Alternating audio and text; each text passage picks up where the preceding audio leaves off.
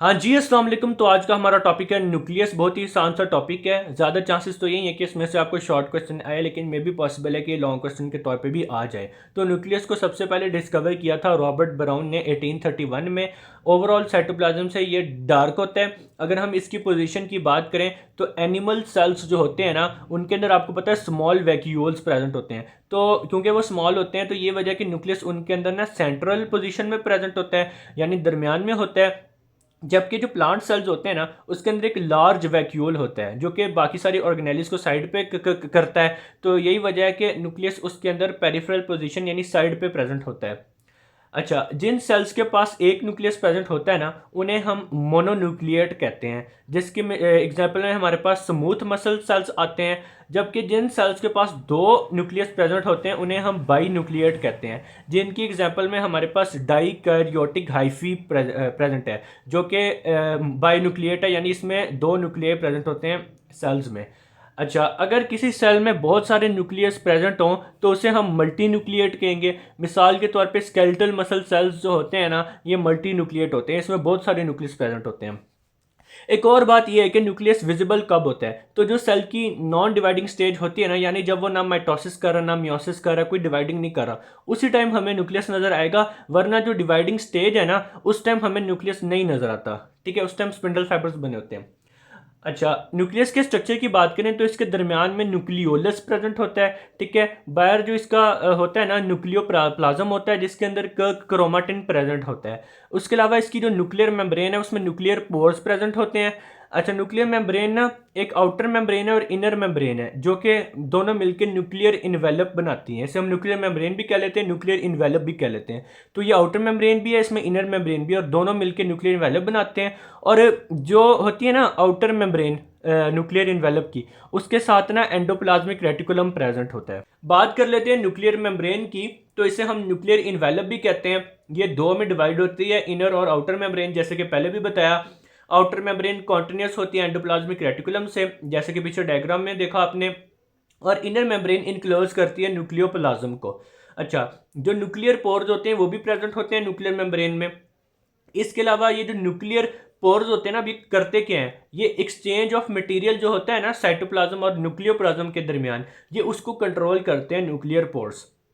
बात कर लेते हैं न्यूक्लियोलस की, जो कि दरमियान में प्रेजेंट होता है। ये ना डार्कली स्टेन्ड होता है। ठीक है, इसके ऊपर कोई मेम्ब्रेन नहीं होती, ये न्यूक्लियस के बिल्कुल दरमियान में प्रेजेंट होता है, मतलब उसके अंदर प्रेजेंट होता है। और ये इन्वॉल्व होता है सिंथेसिस में राइबोसोमल आरएनए की, क्योंकि जो न्यूक्लियोलस होता है ना, ये फैक्ट्री होता है राइबोसोमल आरएनए की सिंथेसिस का।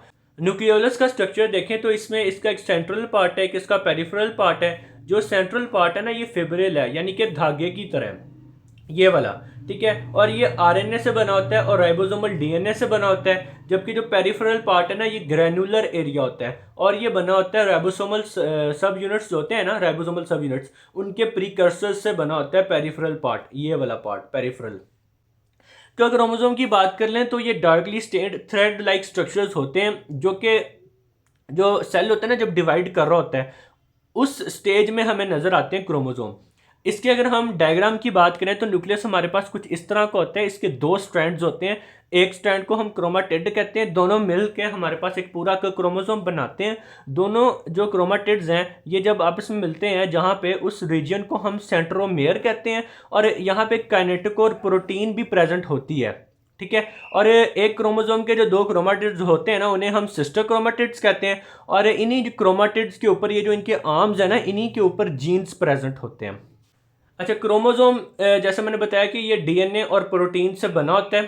ठीक, अच्छा, अब हम बात कर लेते हैं अनडिफरेंशिएट सेल्स की और डिफरेंशिएट सेल्स की। अनडिफरेंशिएट सेल्स वो होते हैं जिनका अभी कोई प्रॉपर स्ट्रक्चर या फंक्शन नहीं होता। मिसाल के तौर पे एग, क्योंकि हमें नहीं पता कि इसने चूजा बनना है या ऑमलेट बनना है। तो ऐसे जो अनडिफरेंशिएट सेल्स होते हैं ना, उनके अंदर पोर्स ज़्यादा होते हैं। ये वजह है कि इसके अंदर 30,000 पोर्स प्रेजेंट होते हैं, न्यूक्लियर पोर्स। और जो डिफरेंशिएट सेल्स होते हैं ना, इनका प्रॉपर स्ट्रक्चर और फंक्शन होता है। तो जैसे कि रेड ब्लड सेल जो है ना, आरबीसी, इसका हमें प्रॉपर स्ट्रक्चर और फंक्शन पता है। तो ये वजह है कि इसमें कम पोर्स होते हैं, 3 to 4 प्रेजेंट, 4 जो पोर्स है ना वो प्रेजेंट होते हैं। नंबर ऑफ क्रोमोसोम्स को देख लें, ये एमसीक्यूज के तौर पे इंपॉर्टेंट है। कि जो चिंपैंजी है इसमें हैप्लॉइड में 24 जबकि डिप्लॉइड में 48 क्रोमोसोम्स होंगे। अच्छा, ये होता है ऐसे कि जो जर्म सेल्स होते हैं ना, जर्म सेल्स यानी जैसे स्पर्म्स है या फिर एग है, ये जो जर्म सेल्स होते हैं ये हैप्लॉइड होते हैं, जबकि बाकी सारे जितने भी सेल्स होते हैं ना इंसान के अंदर वो सारे डिप्लॉइड होते हैं। तो चिंपैंजी के जो जर्म सेल्स है उसमें 24 क्रोमोसोम्स हैं और डिप्लॉइड में उसका डबल हो जाएगा मल्टीप्लाई बाय 2 यानी कि 48। और पोटैटो में भी ऐसे ही है, ह्यूमंस के अंदर 23 हैप्लॉइड है, 46 डिप्लॉइड है, फ्रॉग के अंदर 13 हैप्लॉइड है, 26 डिप्लॉइड है, पी के अंदर 7 हैप्लॉइड है, 14 डिप्लॉइड है, अनियन के अंदर 8 हैप्लॉइड है, 16 डिप्लॉइड है, और फ्रूट फ्लाई यानी कि ड्रोसोफिला मेलानोगास्टर के अंदर 4 हैप्लॉइड जो हैप्लॉइड सेल है उसमें 4 क्रोमोसोम्स प्रेजेंट होंगे, जबकि डिप्लॉइड के अंदर 8 क्रोमोसोम्स प्रेजेंट होंगे। तो हमारा न्यूक्लियस का टॉपिक खत्म होता है। उम्मीद है कि आप लोगों को समझ आ गई होगी। अल्लाह हाफिज़।